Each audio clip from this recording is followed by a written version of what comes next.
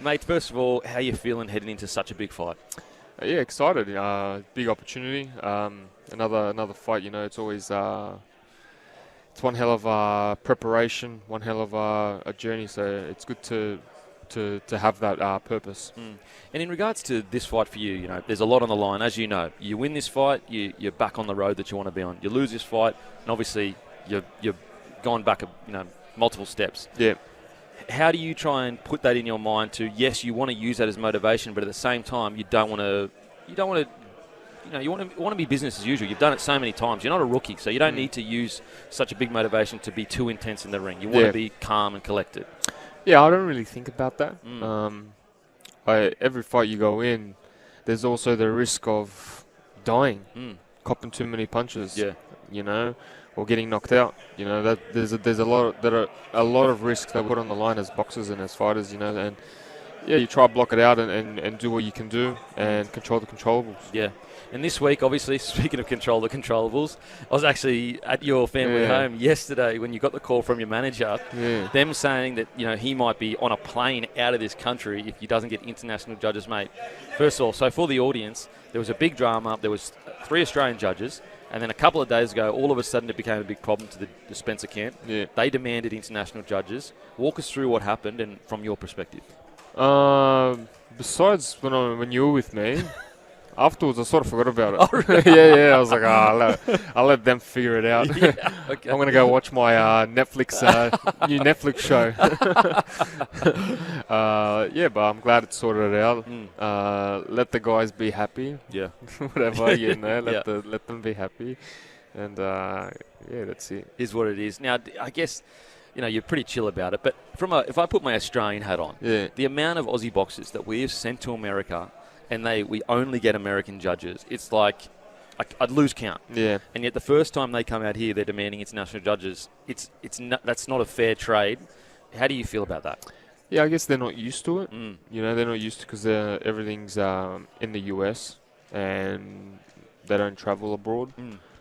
We have to. Yep. So we're sort of used to it. We're sort of used to being in that position. But, it just shows Aussies the true character of us. Absolutely, bro. I'll throw myself in there. Not being a boxer, but I'll just throw myself in there. Mate, now heading into this fight, like last fight, I'm sure there's probably things you looked at that you could change. Is there anything that you can just speak about in regards to the tweaks to your game heading into this fight? Sunday, 11 a.m. Tune in. Just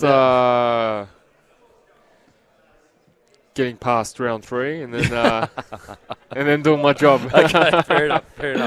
Is there anything that you see, as much as you can talk about, is there anything you see in his game that you can exploit?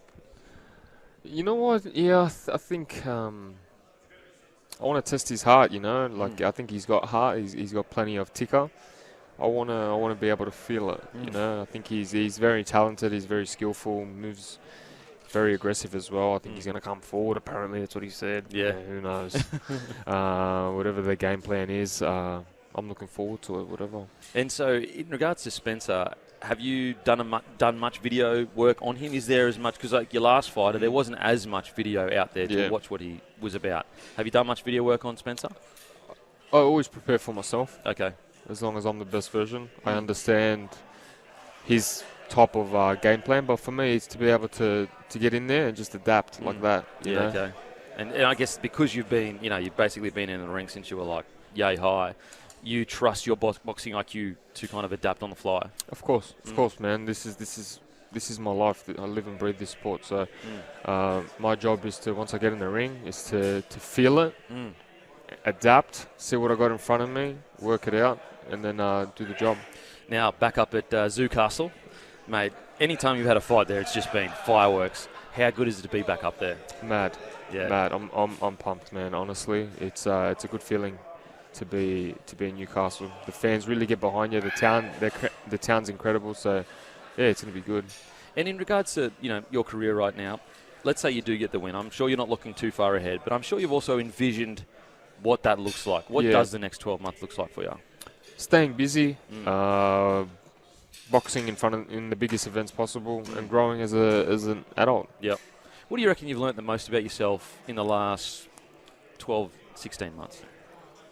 I'd say the last 2 months is to be able to go from shit from the floor and get back up. Yeah, and Sunday days when I show it to the whole world.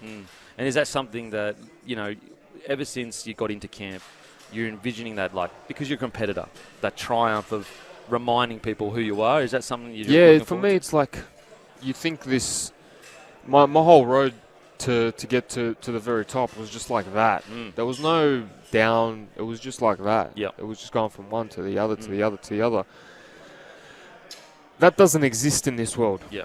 Success is never like that. No. If you hear about it, every successful top individual athlete, businessman, or anyone out there, it's never like that. Yeah. So for me, this is a test for me to get to where I want to get to. In regards to the other fighters on the card, is there anyone? I know you'll be back there focusing in, but I'm sure you'd be keen to see some of the heavyweights go at it, mate. Yeah. So Talabar versus Scratch, they had fight of the year last time. Who have you got in this one? Or are you just keen to see them back? I'm just keen. I like both boys, Yep. but I'm keen to see that. I think it's going to be one hell of a fight because they both got power. Oh, mate. And I'm going to make sure that I got my gloves ready, that I'm ready to go as soon as the bell goes. And we've got some young talent coming as well on the card. Callum, I think, Olympian. Are you excited to see how he... Very talented, up-and-comer. He's got the tools, so keen to see him. And, mate, your Rabbitohs that I know you hold dear to your heart, they've had a great start to the season. Yeah. Stoked or what? Yeah, good, man, good. Let's keep it rolling. Wayne's back, baby. Yeah, that's Wayne's him, man. back. That's the game changer. And Now, we got Troll back this weekend. Trolley Mitt, baby. Yeah. Trolley Mitt. Now, mate, just to leave the audience, if you had to say in just a sentence what this card is going to be, or at least what this fight's going to be like this Sunday, KO main event starts at 11 o'clock, what would it be? You got a Vegas production, Vegas top fights in Newcastle. Mate, how good. Mate, thank you so much for joining us, brother. Appreciate it. Mate, cannot wait. This Sunday, it is going to be incredible. He's back home. He's where he belongs. We'll all be watching. Get the W, and then boom. We'll do. Get Macca's Appreciate after. it, brother. Get Macca's after. Appreciate it. Welcome back to the Captain's Run. Make sure to text in 0457 736 736. We are here for Chemist Warehouse. Get discounted prescriptions and save more money every day at Chemist Warehouse. Now, I mean, look, would it be a rugby league season without a crackdown, Horo? It would not. May as well cancel it if we don't have a crackdown. All of a sudden, some head highs have happened over the weekend. NRL referees are on notice for failure to sanction players using sin bins on head high tackles. We actually have some audio from Andrew Abdo saying there were missed sin bins on the weekend thanks to NRL 360. The referees do a great job and get 98% of the calls right. Then there are going to be some calls that are 50-50 and debate them. You guys were debating them earlier in the show. The Leota trial, was it a trial, wasn't it a trial? You looked at it about 9 times, 10 times. And you're always going to get that in professional sport. And then there are calls where they're just wrong. They were errors. And over the weekend, we identified direct forceful contact to the head with no mitigation. And that is a clear sin bin. So you'll see high tackles that'll be penalised. Or there might be some mitigation. But the referees know what the decision tree looks like. Direct, forceful contact, so where we saw shoulders directly into the head, no mitigation, the player wasn't falling, that's a clear sin bin. And we saw about 4 of those occasions on this round, and it was unfortunate. There you have it, Abdo coming out. Look, it's an interesting one, because you're damned if you do, you're damned if you don't. Now, so there's a part of me that says, why not just send the letter out to every club, keep it in-house, and police from there on out in regards to the referees? Because when they come out and do this publicly, everyone is waiting for them to stuff up and, inconsistencies. And so I understand why they had to come out and do this, because then if there is harsher calling next week, fans are like, okay, I was aware there was a bit of a crackdown. I was interested at the 98% calls correct line. Yeah, it's a high percentage. That's a high percentage. That's a high percentage. Mate, if you're getting 98% in any job. Pretty good. It's pretty good. Mate, I'd love to hear your thoughts, mate. You know what? You know what's funny about this, Kempy? Is I found over the weekend that they were as consistent, the referees, especially with the high tackles that I'd seen in a long time. And I've been watching for the first few rounds, right? So when I seen the Jordan Ricky one earlier, was it Friday night? Against the Dolphins, yep. Dolphins, Broncos, Friday night, and I've seen a couple more which ended up ending the round in the Jerome Luai hit on Edward Cossey. Mm-hmm. Now, when I seen Jordan Ricky's initially, I thought, well, that's a sin bin. Yeah, he's gone. Because he's going for 10, and even he thought he was going for 10. Yes, he did. Yes, he Payne did. Haas even tapped him like, don't just go, don't worry, don't say anything. And then they realised that he didn't go, right? So he almost took a little step to walk, and then he was like, oh, okay. And then he got away with it. Yeah. So I looked at that and went, ooh, that's normally a send bin. Yeah. All right, whatever. Watch the rounds go on. Canberra game, there was another incident. I think there was, Tom Gilbert, there was an incident, but then it goes all, fast forward all the way to Jerome Luai. And the pleasing part as a fan is that the referees were consistent across the board. Now, were they consistently wrong based off what happened last year? Maybe. But I actually like the consistency across the round. My biggest pushback on the whole bunker thing is there are too many bunkers. Therefore, you've got too many interpretations. I've always been of the case for 2 bunker official groups to do 4 games each. That way would get a lot more consistency. Now, I've seen this year they've implemented maybe a video referee that does 2 or 3 games over a weekend, which I really like. I'm glad they did that. But I actually thought they were more consistent on the weekend than they've ever, especially with the high tackle shot. So, it sounds like Andrew Abdo saying, yes, you were consistent, but you were consistently wrong. And we've got 4 that should have been sin bin offences. Mate, that's my biggest concern, because it's like, okay, so if every ref were consistently the same call, whether you believe it's right or wrong, how were they all consistent unless they all agree that that's kind of what should be the case? You know what I mean? Like, if they were all on the same page, it sounds like that's either a failure of direction, yes, or the refs, you can tell that that's what they kind of feel the vibe for the game should be. And that's, sometimes I feel like refs get unfairly maligned and people don't realise, like, they're just doing what they're directed to do. And I think you saw on the weekend evidence of most refs, that's what they want. I'm assuming the former. Okay. Happy. I assumed the former over the weekend. I thought, they've lightened the stance a touch. Yeah. Last year there was so many that were willy-nilly and that were, he brings up mitigating circumstances where there are a number of factors that go into it. So I thought, all right, we're going to lean on the side of caution here. There was all this chat about, if the player ends up getting HIA and all that sort of stuff factoring in. I actually liked it over the weekend. Now, I did too. I think the one that, and this has always been a pet peeve of mine, I think the one that was the worst was Jerome Luai's on Edward Cossey because he left the ground on that occasion. So that's a non-negotiable for me. That should have been 10. And I always think, and I've thought this for a while, wingers and halves get judged nowhere near as harshly as middle forwards. Yeah, of course. If a middle forward, I always refer to the guys that have been repeat offenders in the Victor Radleys and the Jared Warrior-Hargraves of the world. Nelson Astofa-Solomon. If Nelson did what Reed did to Edward Cossey, no, not even the Reedy one's another one. That's just Reedy being Reedy. if Jared had done that, he's suspended for the whole year. Oh, mate. But the Jerome Luai hit on Edward Cossey, if a forward had done that, gone. He would have got sent off, in my opinion, and he would have got 4 weeks. Yep. Oh, mate, I'm with you. Like, if you're a winger, or even if you're seen as a clean skin, you're goody two shoes, you get way more like, for example, if you're Jake Trbojevic, you're getting way more leeway than Nelson Asofa-Solomona. Yep. Which is, I don't know how, I do know how you fix it, but in saying that, because rugby league is so subjective and there's so many little mitigating circumstances, I will say, I agree with you on the Luai situation where, like, his feet left the ground, so there's clear, like, mate, here is a clear standard that has been breached, which is feet leaving the ground. Therefore, you should go 10 in the bin. Whereas other ones where players are getting chopped through the middle and falling, that's where I go, that's a mitigating circumstance. 100%. And so, mate... I'll give you another example, just quickly, before we move off it. A couple of years ago, when they were trying to break down on hitting players after the ball. 1 week, I think early on in the season, Felice Kafusi hit either Adam Reynolds or a half late in the back as he passed the ball.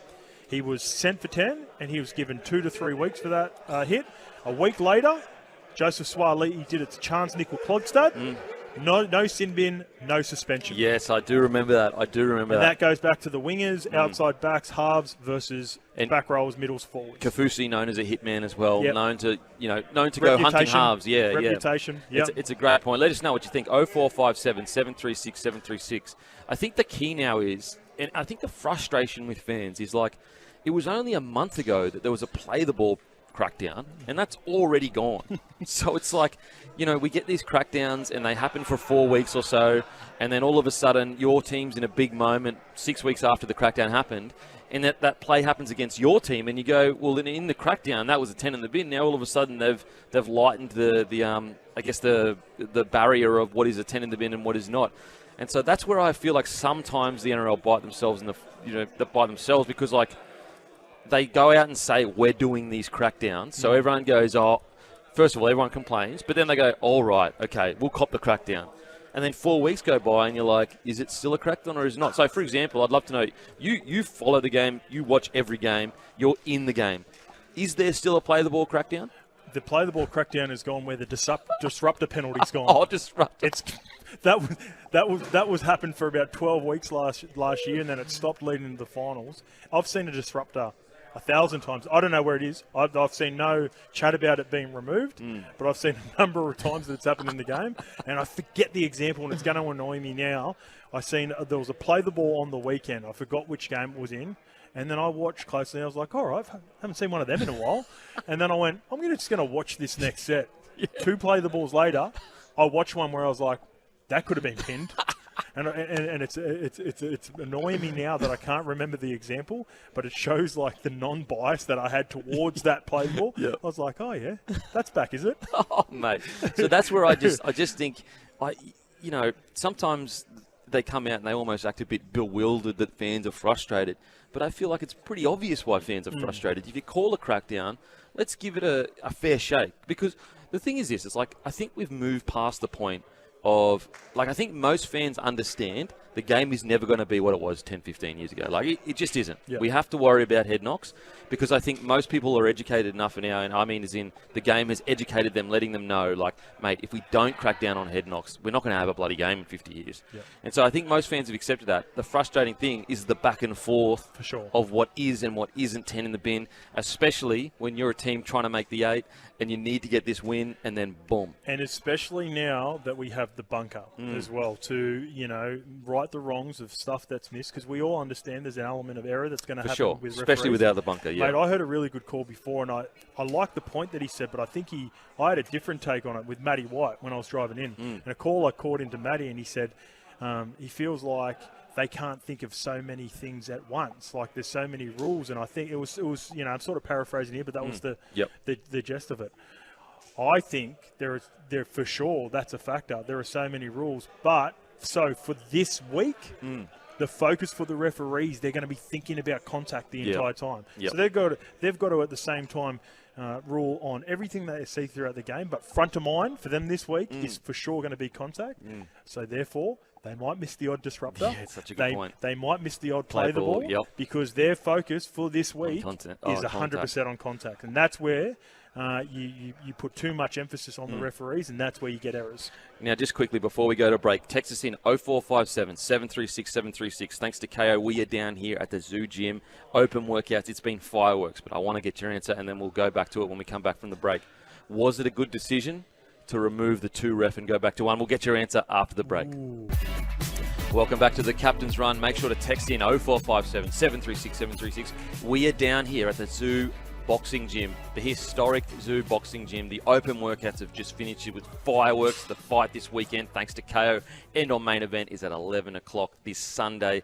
But before the break, I left you with this question, Scope. Was it a good decision to go from 2 refs to 1 ref? What are your thoughts, mate? I'll tell you what, Kempy, I think I needed more break. It's just been stewing in this little brain of mine for the last couple of minutes.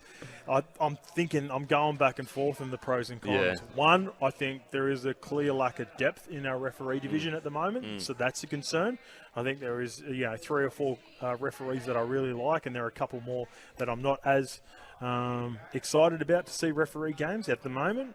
So that's a factor. But then, if I'm playing devil's advocate with myself, maybe that lightens the load for some of those referees. Yeah. And like I was saying before, they're able to focus in on purely head contact, 10 metres, what the defenders are doing next to them. And then that second referee can be locked right into the ruck to be looking for the things like the play the ball. Yep. And some of the, I guess, more more recently scrutinised rule changes that they're trying to implement. Mate, it's such a tough one because I understand the frustrations of two refs because sometimes you're getting two feels for the game in the middle of a game. Like when one ref has the ruck control, he might be a bit more lax on the ruck and the wrestling.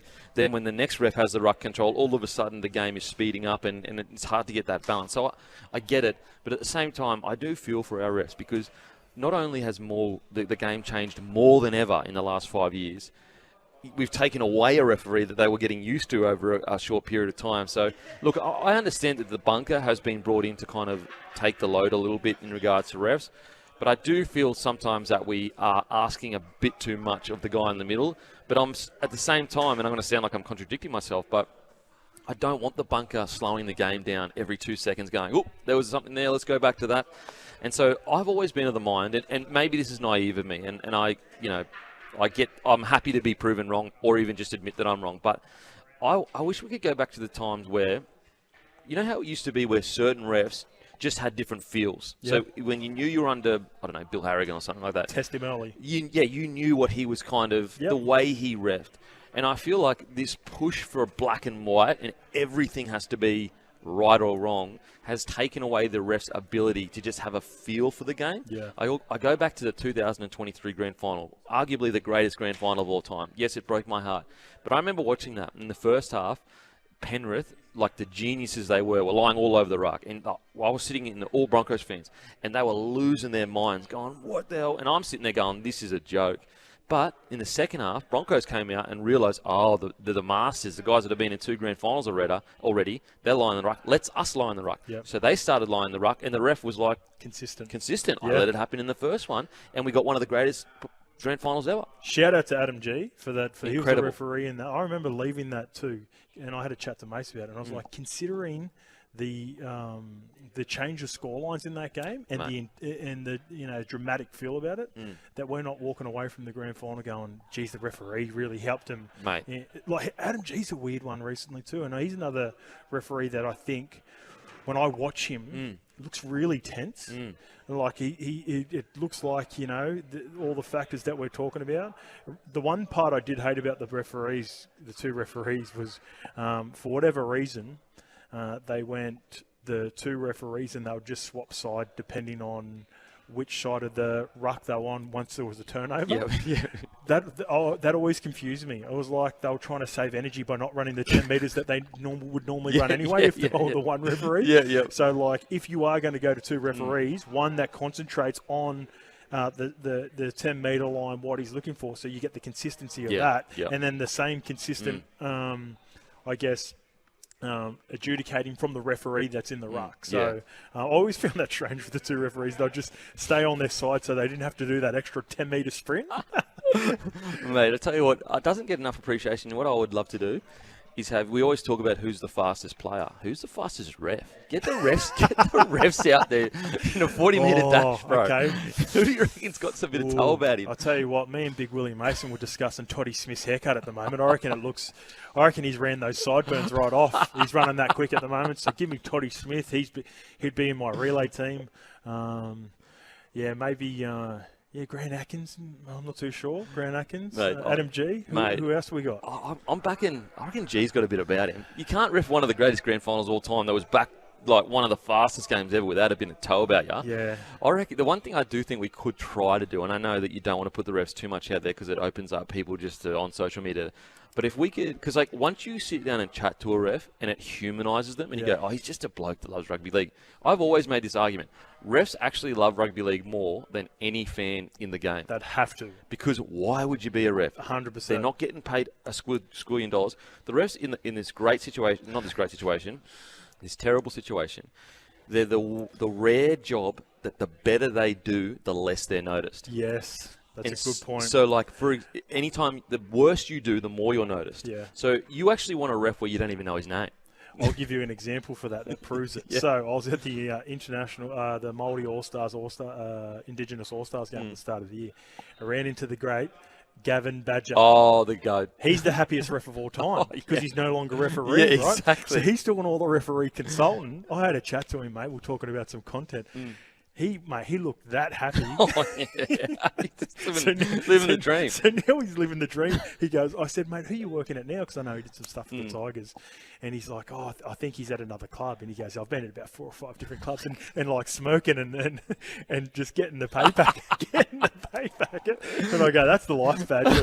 But he always had a good temperament about him. He was a good character. And I think now, because there's so much pressure on him and so much scrutiny, that we are losing the characters. Like, you know, when you look back at the old times of, Billy Harrigan's the main one who used to just love getting in a chirp with the players. And another guy, I remember I seen a clip of Tony Archer recently. Oh, Tony Archer. Tony Archer, I was playing in 2010. Remember when Hayne and Slater went at each other? Yeah. Mate, the interaction from Tony Archer about, hey, boys, let the boys be boys. Get that out of your system. That's all gone. No way. That's all gone. I totally forgot about that, eh? That conversation that they would have. Yeah, whereas now it's literally, mate, go back into your line. Mate, he's like, did we get that out, boys? Are we happy with it? Like, all right, calm it down. If someone's going to go. And we've lost that. The referees don't have that anymore because of the mics and the scrutiny. Yeah, and you just know. And that's one thing. And we're going to go to another break, so I'm going to leave him with a teaser again. Do you believe that either Graham Annesley or the refs should do press conferences after the game? We'll get your answer after the break.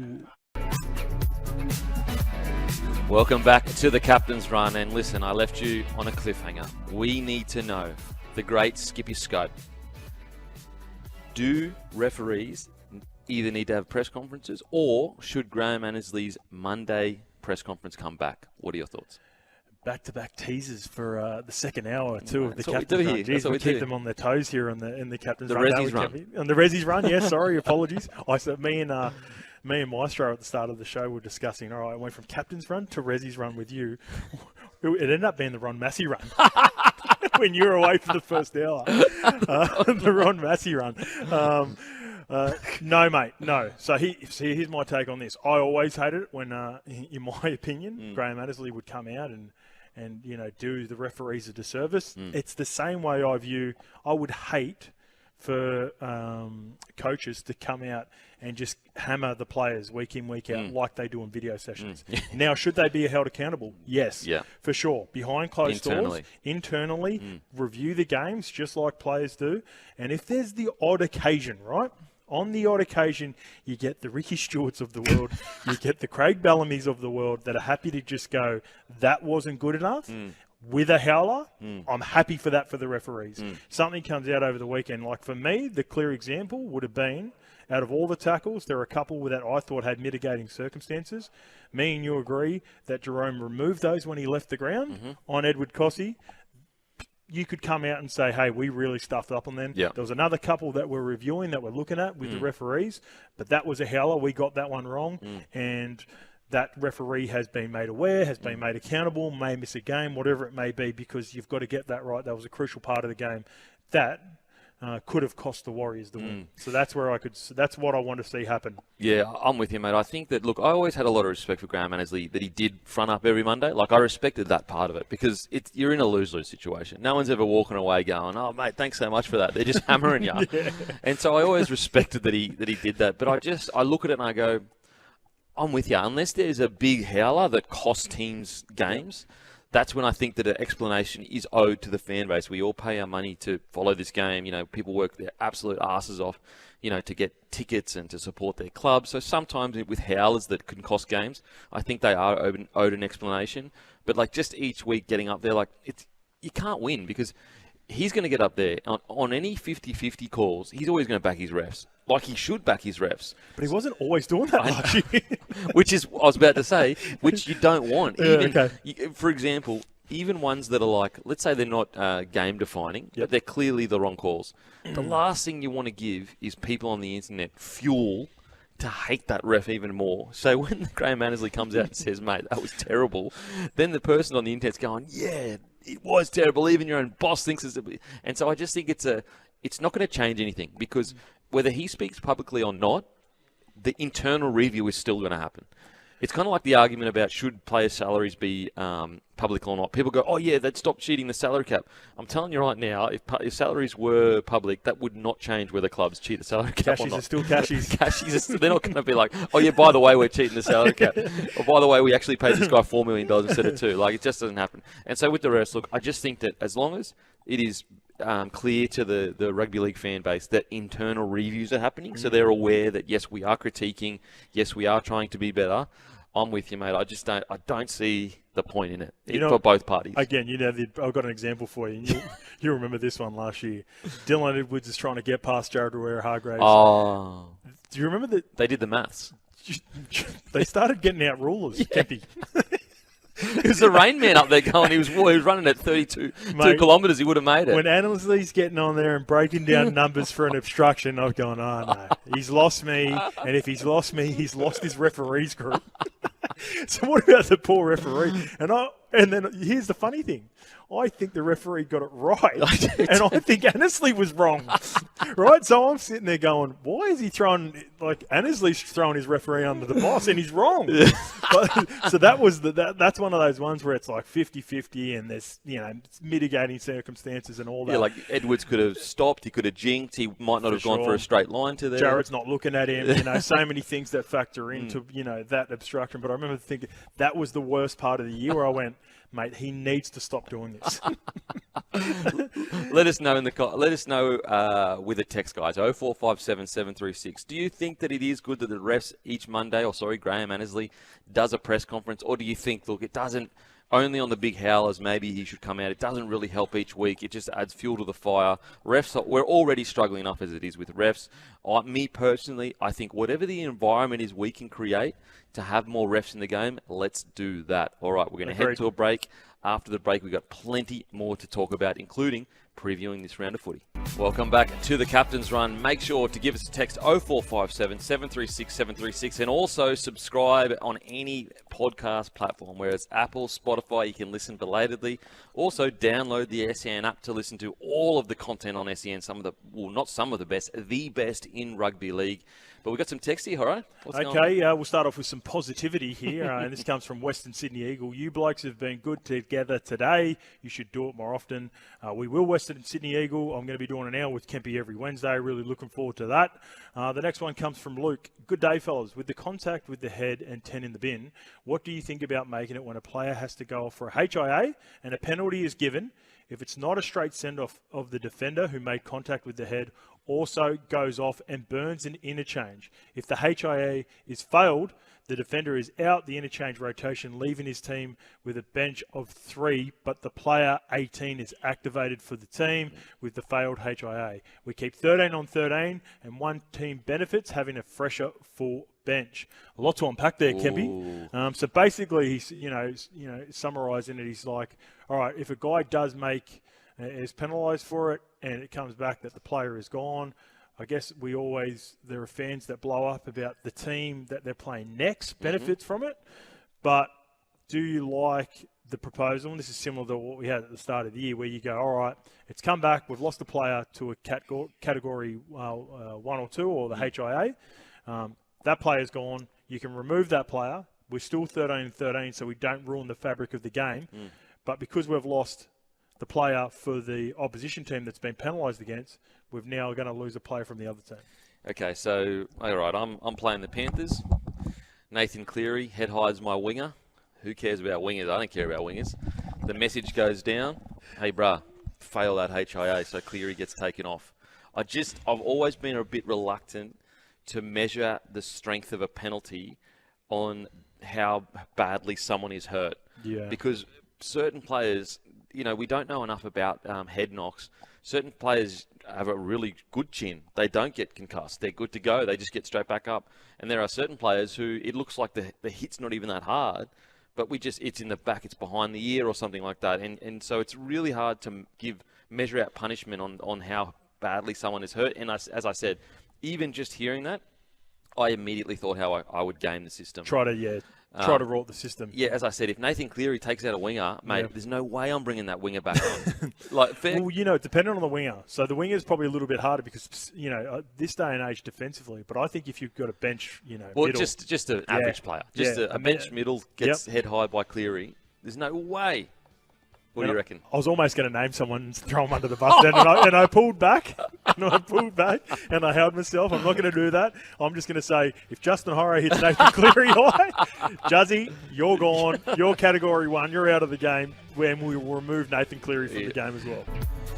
Welcome back to the Captain's Run. We are here for Chemist Warehouse. Get discounted prescriptions and save more money every day at Chemist Warehouse. Alrighty, let's get into some rugby league preview, shall we? The first game of the weekend it's the Raiders v. the Sharks, and you can listen to that live on SEN. Raiders v. Sharks? I'm just looking at my notes here. Yeah, it is. All over. Yeah, Raiders v. Sharks. Yep. This is at GIO Stadium. Now, Raiders team news. Morgan Smithies returns to the bench after missing the loss v. the Cowboys. Josh Papali joins the run on side with Trey Mooney dropping to the reserves. Big news. I mean, I'm a big fan of Trey Mooney, and we'll get to that. Sharks team news. Hiroti comes into the centres in place of Kale Ito. Now, Ito, talk about a huge loss. We'll talk about it when we get into the preview, but last week I thought he was almost the difference at times. He was out with a hamstring injury. Tom Hazelton returns from a back injury in place of Talakai, who misses out through concussion. Speak to me, Scope. What do you reckon here? Well, let's start with Ito. He was exposed. Daniel Atkinson was exposed by Stephen Crichton at the back end of that half. And the player that normally replaces him, Sifa Talakai, he only lasted 2 minutes. So they were huge outs for Cronulla. This is a really tough one to pick. I want to quickly go back as well to the Canberra Raiders. Trey Mooney, he's my guy. Okay. That Sticky does this with. Okay. There's always a guy, and Xavier Savage was that for a little bit. Yeah, Corey Horsburgh right. was that for a little bit. Huddy Young was that for a little bit. I see where you're going. Where Ricky, he really makes them work for their role. Like, when I watch Trey Mooney, I think, Jesus, a player in there. He's a first grader. He's a first grader week in, week out. You just need to get more reps. He needs to be playing more. But Sticky has this tough love about him where he makes these guys that have got, huge potential really earn it. And I think Trey Mooney's that guy because I think he is... Well, look at Tarpanet. The whole situation with, he nearly left the club. He was off the bench, and obviously his partner came out, and she was kind of right. Like, he should have been playing. But it was all about exactly what you're talking about, the tough love. Mate, we need Trey Mooney. Where's his partner? Where's his missus He needs his missus to come in and say something to Sticks and get him that gig, because I'm with you. I remember he was like the first example of it. You're right, where, Sticky's tough love, and, once they're in, it's very hard for him to get out of it. Even if they want to. Yeah. So, look, where are you going on this game, Kempy? I think I'm leaning towards the Raiders. I'm going for a Raiders ambush. Okay. I just think that, they've been a bit lackluster. Obviously had that big loss to Manly. Look, I think the Manly one's a bit of a tough one to gauge because they just had so many penalties against them. Look, don't get me wrong. I'm not sitting here saying Ricky Stewart walked off the field and said, how good we got towed up. But I do think you can look at that game and just go, whether you agree with the ref calls or not, sometimes you just get penalty after penalty after penalty, and it saps your energy, and it's just one of those games that don't go your way. However, they went up against the Cowboys, and, they are away from home, and the Cowboys were desperate for a good, solid win.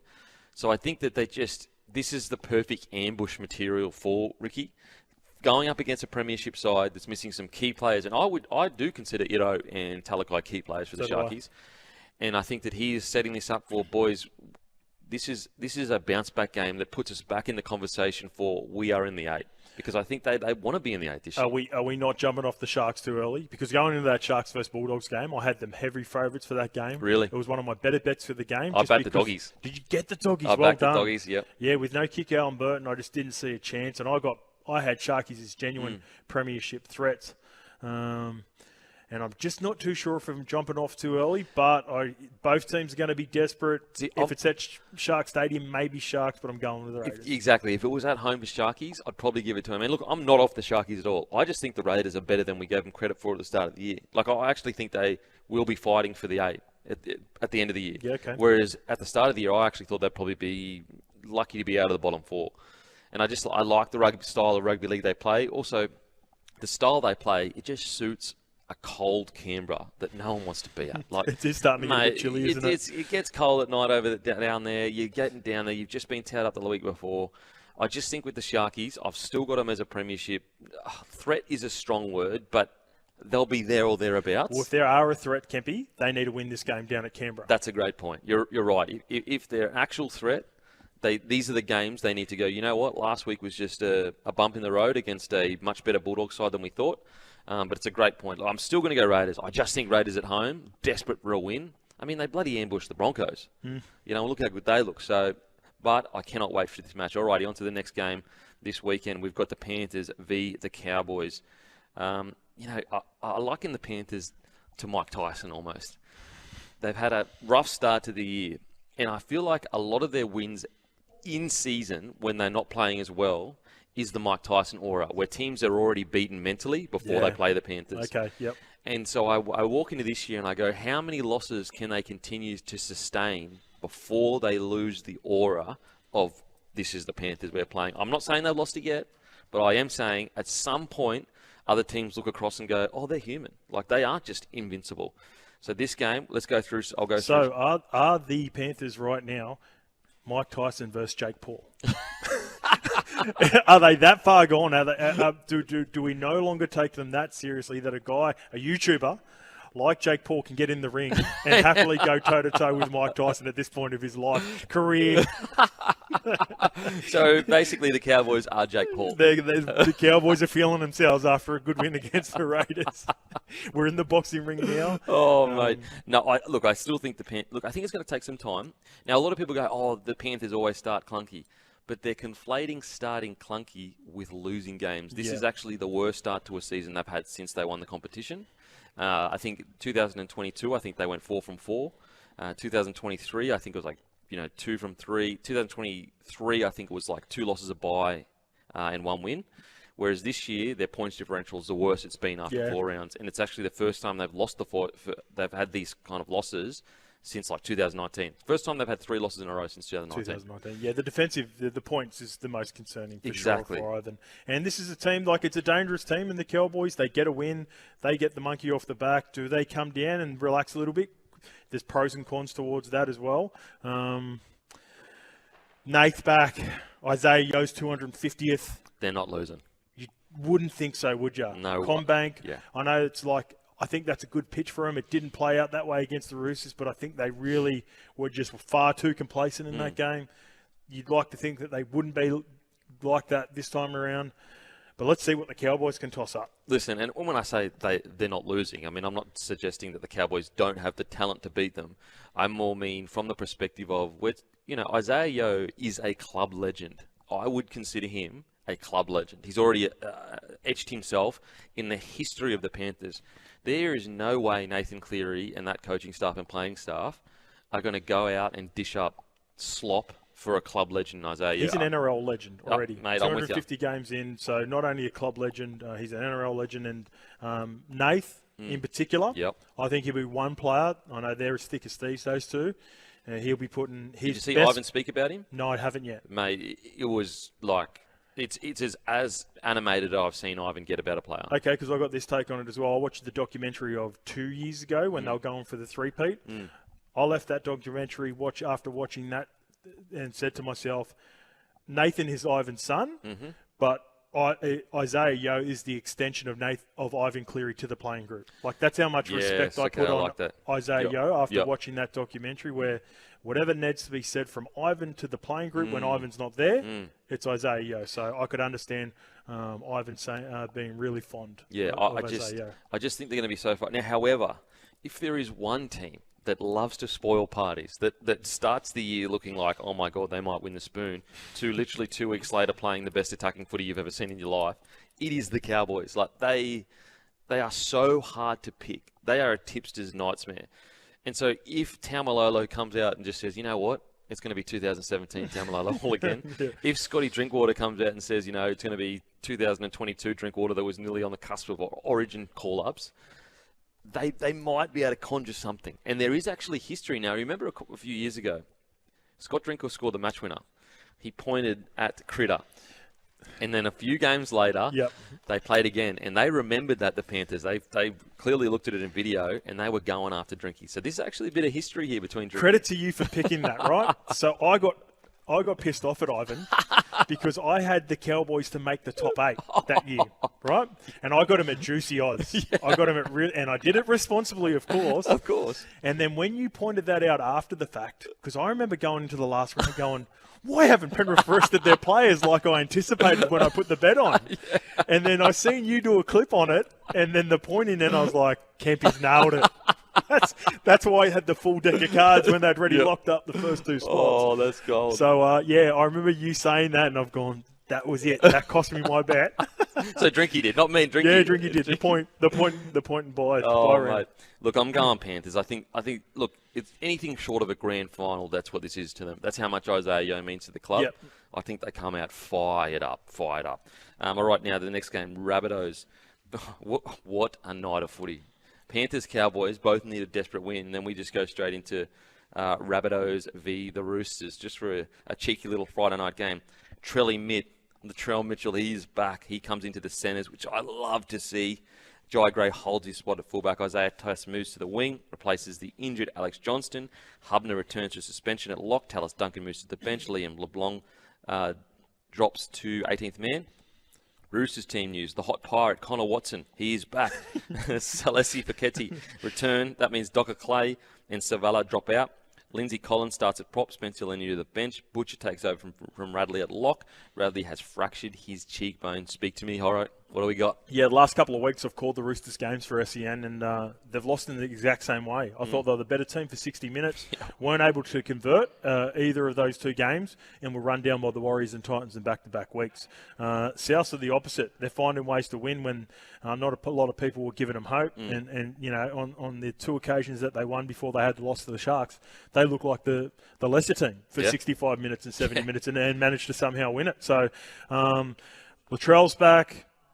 You know, only Wayne can come back. And I agree. It's the right decision right now. With the injuries that they've got in the outside backs, Jai Gray deserves the opportunity to fight for that fullback spot for a couple of weeks. Do I think he's going to hold it? No. I think Latrell will go back there when they start to get some troops back. He looks fit, doesn't he, But Wayne can tell Trell Mitt, Tari Ferrari, go sit down the centres for a little bit, put me on a couple of tries, maybe score one yourself on the young, inexperienced Rob Toyer on the right edge.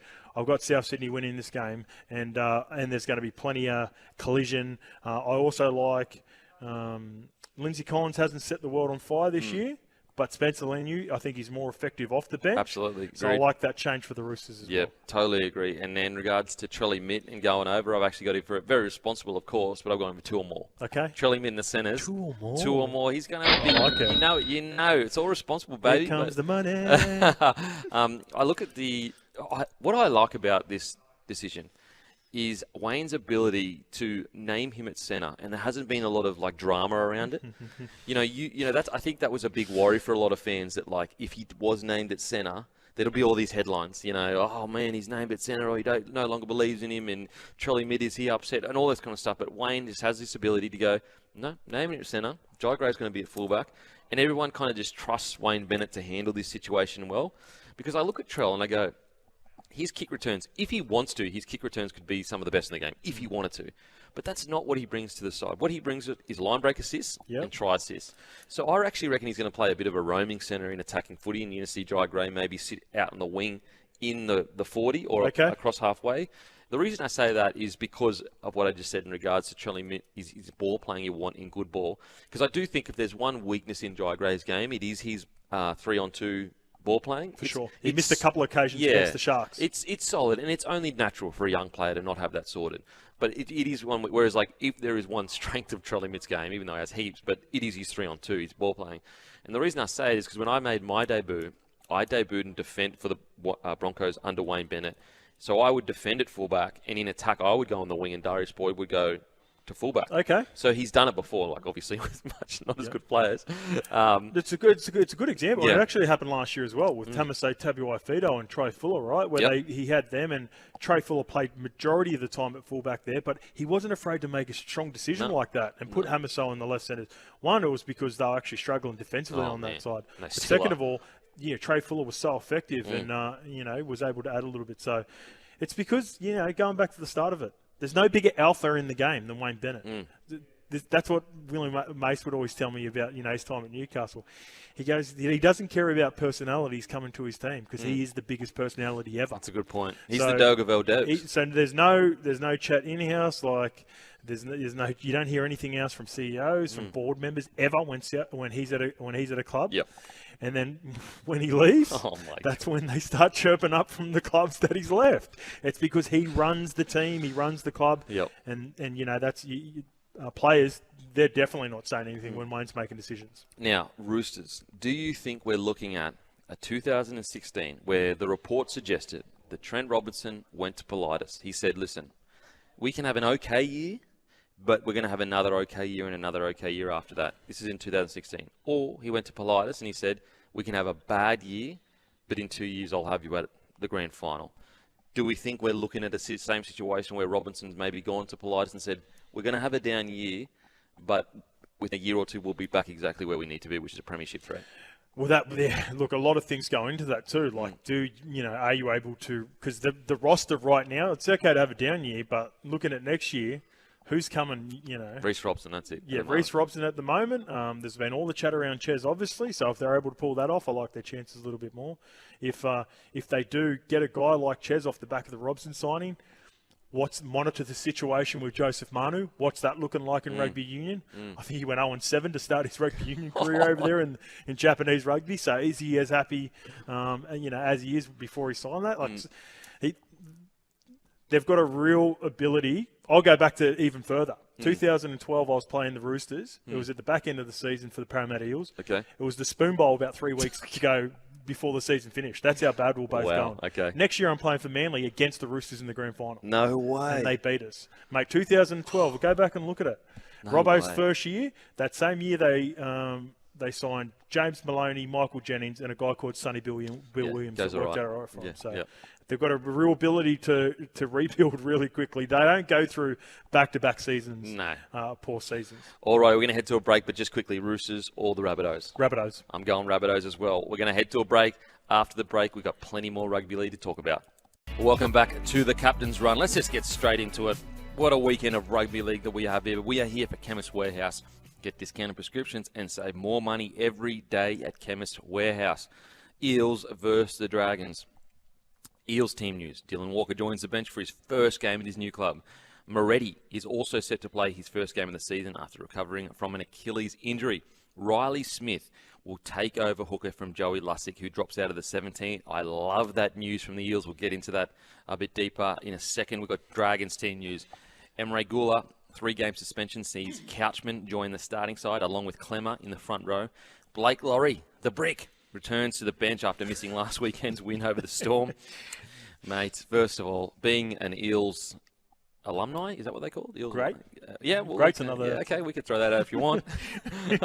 Mate, what is Adam doing at the Eels? Yeah, look, it's always going to be tough, mate. I keep saying this to any of the Parramatta fans that listen to SEN or all the podcasts, and I've been in doing some stuff with the club, which has been really cool. It's been, great to be back involved with the club.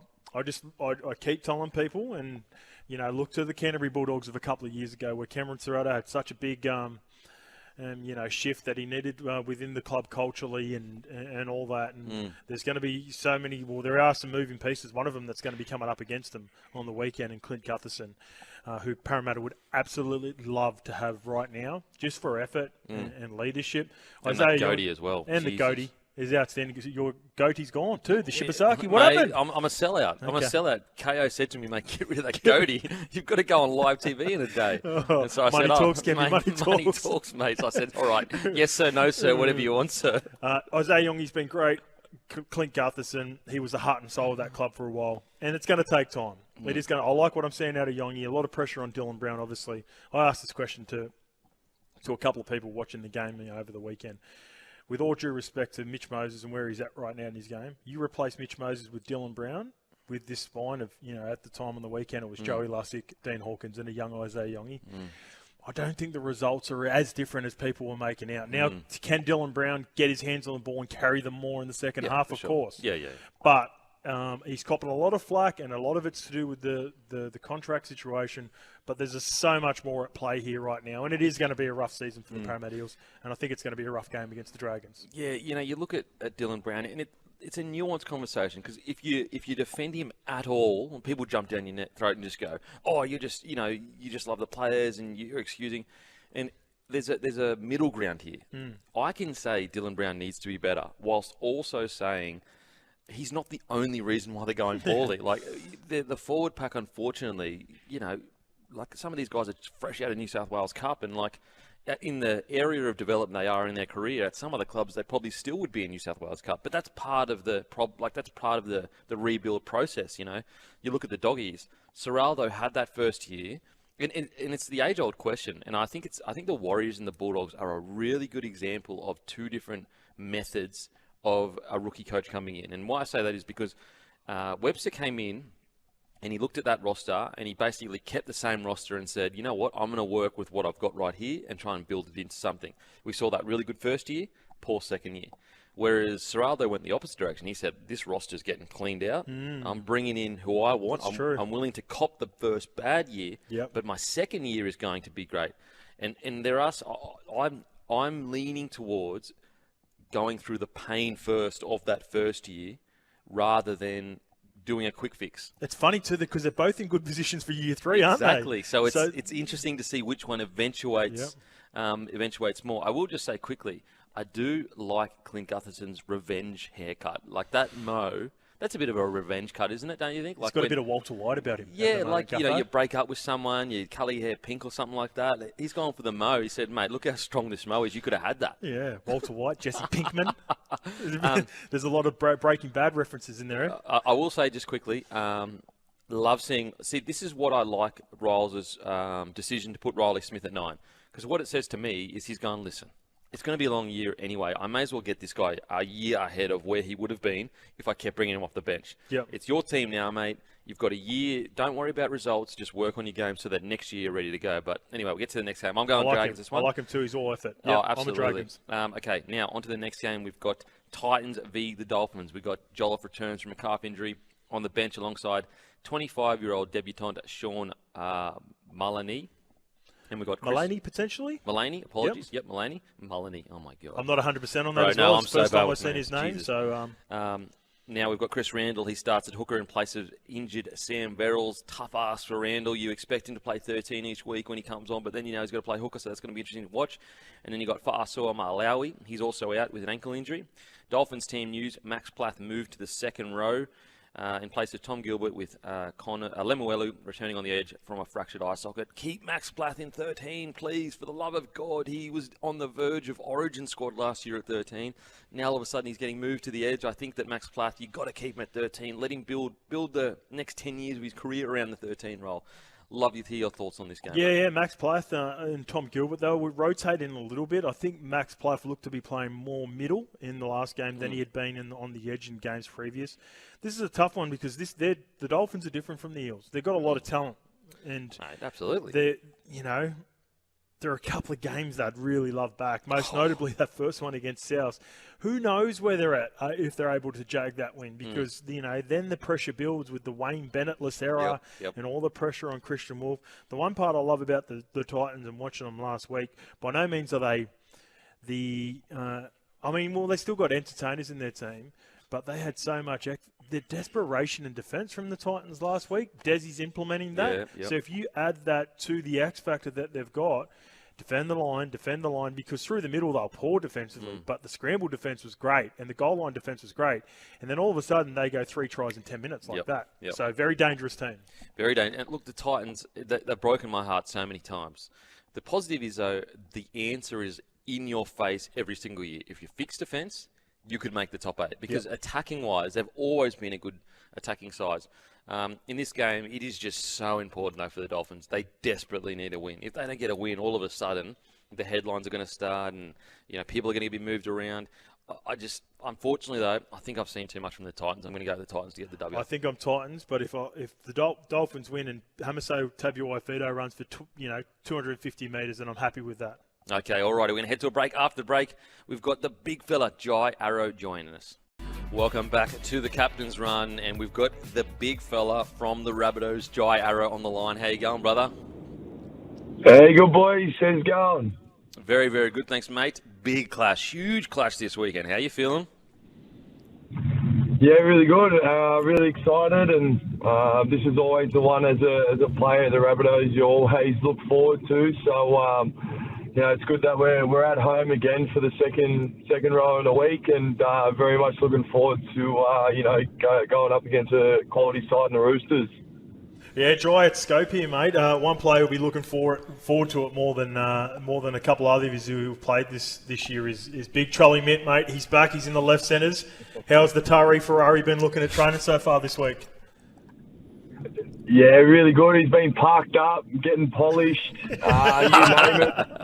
Fuel put into him. He's if I'm a Zay Tass, I'm licking my lips on the wing because he had about 15 training tries and about 10 training line breaks. So he looks unreal, and he looks for the Ferraris ready to go. So I can't wait to see him unleashed on Friday night. Mate, does Latrell not have the training etiquette where you get a little bit of contact, you pull up for the boys, you don't try to put anyone on show? Is he going through? Is he finishing the tries? Is he finishing the line breaks? Is he? Yeah. Well, Ewan Aitken was opposing him in the centres, and he probably had nightmares last night. There was, I think. There is a gentleman's agreement, but he's just too big and powerful. He underestimates his strength so much that it just happened. So no gentleman's on Ewan, unfortunately. Now, mate, they talk about Charlie Mitt like he's Wayne's son. Is there any rumours too that him getting treated like Wayne's son? I wouldn't say son, but I guess they're both into farms and cows, so they have that in common. And I know that they have a lot of conversations about who's got the better cows and why my cow's bigger and better. And I know they've gone to each other's farms as well to check the cattle out, which I find a bit weird. But you're in what you're into, so wouldn't say he's his son, but he's just I guess you could call it a cow relationship. What about your form, mate? You've playing in the back row on the edge. You can play anywhere in the pack, in front row, lock, edge, back row. How have you been finding it out on the edge, and also the form of your opposing back row for you guys? And Keon Kolomantangi has been outstanding. He was really good on the weekend. Yeah, I definitely do enjoy playing in the back row. I do feel as though I'm finding a lot more. I've had to do a lot more defence and making a lot more tackles than I probably would in the middle. But that's my part of the game is defence. And as you said with Keon, he's been tremendous for us. He's when he wants to turn on the big fella, he's pretty unstoppable. And I think probably one of the best attacking back rows in the competition. So when we've got him firing, and obviously he showed and how much weight he's lost, and it's only benefited him this year. So very excited to see what Keon can do for the rest of the year, that's for sure. Yeah, Wayne made a point to mention that after the game on the weekend. Mate said in the press that he's dropped a couple of kilos. He's looking good, isn't he? Yeah. What did he do? What did he say again? He lost his relationship with food. Or he dropped a lot of food off. The funniest bit of it too, Joel, I was watching it. He wasn't even you know how he doesn't say anything impresses. It was actually someone asking Cody the question, but then Wayne, for whatever reason, popped up out of nowhere and said he stopped eating food. Now, in regards to Keon, I'm hearing whispers. Is he carrying on? Reckons he's got his six-pack now? Reckons he's an outside back? That's what I'm hearing. Nah, please. He's still got that little pudgy gut. So I don't know if he's got a six-pack, but he looks a million times better. That's for sure. I know that. I'll tell you that for free. Now, mate, heading into a game against the Roosters, you like to get amongst the niggle. You like to get amongst it. Is it something that you really look forward to, especially, you've been in so many big games now, so you know what to expect. Is it something that you're kind of looking forward to, the niggle and the intensity of such a big rivalry? But to be honest, Kempy, funny enough, I genuinely don't go out looking for it. It just seems to find me. Like it just must be the way that I'm wired. I must be an idiot for them. I must attract drama, I guess you could call it.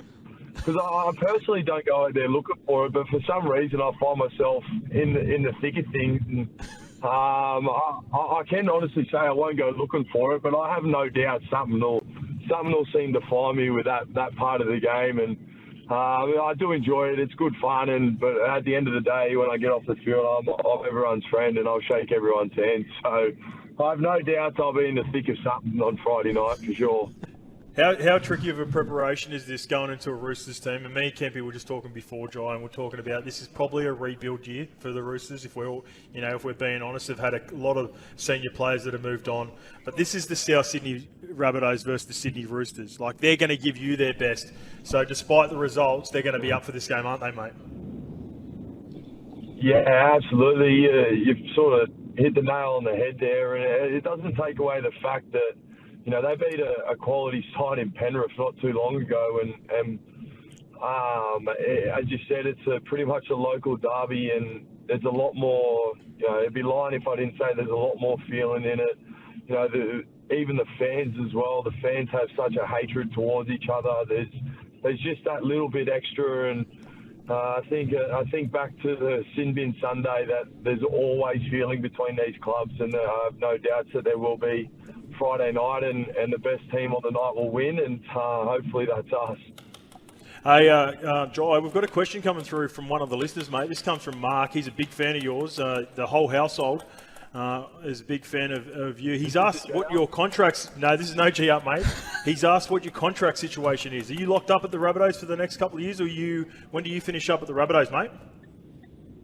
Yeah, so contracted to the end of 2027, so they're unfortunately stuck with me for the next 2.5 years. So,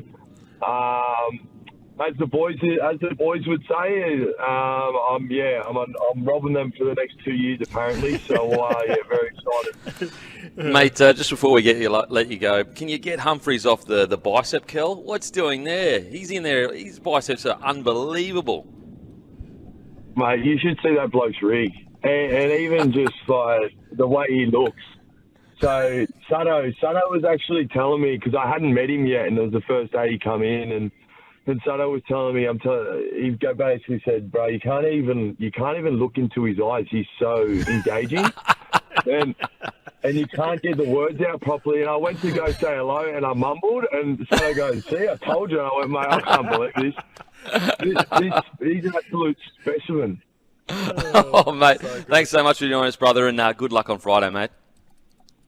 Cheers, boys. Have a good day. Welcome back to the Captain's Run. Let's get straight into it, shall we? The Broncos, they play the West Tigers. My notes have cut out, so I can't get them up quickly. But the Broncos playing the West Tigers. Look, the odds are massive for the Broncos to win this. But I tell you what, have the Tigers gone out and won 16-0 and 16-6. They've had some points scored against them. Mm-hmm. But this isn't the same Tigers we're looking at last year. This is a pretty bloody good outfit that, I think the odds are a bit unfair on the Tigers, if I'm being honest. It's like $6 or something. I'm looking forward to the battle through the middle. Yeah. Big Paddy Carrigan and Payne Haas versus Terrell May and the much improved Fanua Pole. I think that's going to be a really good matchup. We've only got a couple of games to go. I think we'll skim past this one pretty quickly. I think you've been a little bit... Look, you're a little bit uncertain because it's your Broncos. No. Look, I think they'll win. And but with no Jerome? I just think that, the $6 is a bit harsh. Okay. That's all. I think 6 is about right. Oh, okay. I think the Broncos, without Jerome, they've been brave to start the season. And also a guy who missed last week who's been huge for him, Skelton. He didn't play last week, and I think they really missed his go forward. Yep, very fair, very fair. All right, let's get into the Manly Seagulls, the Battle of Brookie versus the Storm. Is it a bounce-back game for the Storm? I actually have been in the minority here. I think I spoke to on Monday my podcast, and I was actually quite disappointed with the Storm last week. My co-hosts, Rue and Timmy, were like, nah, just bad conditions and all that kind of stuff. I was opposite. I felt like even with that spine of Grant, Munster, and Pappy, they should be able to score more than 14 points against the Dragons. Don't get me wrong, I know the Dragons defended really well, but we're talking about premiership heavyweights. Where do you land the Storm at the moment, mate? Well, I'll give you straight from the man himself. For our potty, we got a fortnightly spot with money. Yep. We had a chat to him last night. That's coming out tomorrow. So you can jump on Levels Network and watch that in the morning as well. Super frustrated Money was with his own performance, with the performance of the spine. He's in the agreements with you, Kempy. They need to be better, and they've got a poor record against Manly in the last couple of years. They've lost the last couple of times at 4 Pines. Last year was the game where Tommy missed, and Leho Hopewadi made his debut. Okay. That was his first game. Yep. Manly won that game. So, just because Turbo's out doesn't mean that Manly can't pull this off, and I'll be out there watching this game. I'm looking forward to it. I'm going to go out and watch the game. Now, who are you picking here? Because usually when Manly doesn't have Tommy, you just put a line through him. Yeah. It's not like that anymore. It's not like that. Is Lehigh Tom Trbojevic? No, he's not, but he's pretty bloody good. He's pretty handy. He's one of the better backups, isn't he? So I'm going to go with I'm going to go with Manly. I'll go with Manly in a close one. Oh, really? I'm going to go Storm. I just think Bellyache is not going to cop another poor performance. I think Manly, they've just been so up and down, and sometimes eventually that up and down nature bites you in the bum. So I'm going to go Storm to get the win. Okay. Now Doggies v the Knights. Having the Doggies just rocketed into everyone's, like before, I think most people said too soon to consider premiership threat. And I don't have them in there yet, but I think the question becomes a fair question of, like, if they continue on this trajectory, they might be a premiership threat. Well, here you go. And this is my upset of the week. It's Knights. I'm going Knights in this one. Okay. After a disappointing loss to the Titans before the bye, I can see it bounce back. Leo Thompson is back in this game as well. He missed that game against the Titans. Now they're still missing Kai Pearce-Paul and also Dylan Lucas. Dylan Lucas was the second best player for the Newcastle Knights for those first two games as well. So they sorely missed him. The reason I didn't pick the Bulldogs last week is because they're missing key players. It was a huge win, great performance, genuine premiership threat. But they're not there for you. They're not an out-and-out win for me. I love the start for the Knights in this game. Yep. I'll have a little play responsibly at the price. And, this is my upset alert game of the weekend that I'm probably a little bit higher on than others. Okay. I'm really interested to see how the Knights forward pack deals with the line speed, because I feel like teams are still coming up against the Bulldogs and almost being surprised at the line speed, and they've got no plan B. If there is a man that can do that, though, it's Kalen Ponga. Kalen Ponga. So, look, I'm still going to go the Doggies to get the win, but I like your shout. We're going to head to a break. After the break, we're going to wrap the show up. Welcome back to the Captain's Run, and it's been a great day with the great Justin Horo. Make sure to give Horo a follow. The Levels Network, one of the biggest sporting podcasts in the country, with the big Willie Mason, great rugby league chat, entertainment, you name it, they've got it. So make sure to give him a follow. And who have we got coming up, mate? Thank you, Beak. The great man, Clint Newton from the RLPA, will be on the run home with Joel and Fletch after this. So that might take 3 segments as well. It's very hard to get Clint Newton off the phone when you get him on. He can talk underwater, That's a minimum 40-minute conversation with the great man, Nudo. And I'm sure we'll be talking about his golf day at the back end of the season as well, back end of the year, with a number of topics. So mate, I tell you make what, sure you tune in for that. Fletch v. Newton talking. So good. It's a battle of the ages, isn't it? So good. A couple of real characters there. So make sure to stay tuned. You do not want to miss it. That is the Captain's Run, a.k.a. the Resi Run, a.k.a. the Ron Massey Run. We'll be down a second division local league soon. Thanks for listening. Park Footy. Thanks for listening, guys. We really appreciate it. Make sure to download the SAN app. Also, you can listen to us on Spotify and Apple. Also, join the Bloke Club. Go on the draw to win a Mazda BT50. No strings attached. Completely free to join. Thanks for listening, and we'll see you next week.